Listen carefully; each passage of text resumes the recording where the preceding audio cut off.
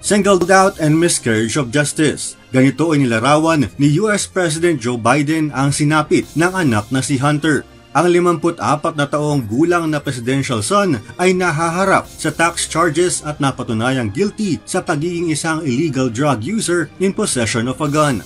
Siya rin ang kauna-unahang anak ng isang sitting president na nahatulan ng isang krimen. Sa inilabas na pahayag ng Pangulo, sinabi nito na mula sa unang araw ng kanyang pagupo sa pwesto ay hindi siya nakikialam sa paggawa ng desisyon ng Justice Department. Tinupad naman niya ito kahit na pinapanood ang anak na inuusig. Ngunit kagabi, sinabi nito na bagamat naniniwala siya sa sistema ng hustisya, batid niya na nahaluan na ng politika ang prosesong ito at humantong ito sa pagkawala ng hustisya. Umaasa ang US President na mauunawaan ng mamamayan kung bakit ang isang ama at isang pangulo ay darating sa desisyong ito. Una nang sinabi ng Pangulo na hindi nabibigyan ng clemency o pardon ng kanyang anak. Sa isang pahayag, sinabi ni Hunter Biden na ang mga pagkakamali na ginawa niya sa pinakamadilim na bahagi ng kanyang addiction ay sinamantala upang ipahiya ang kanyang pamilya sa publiko.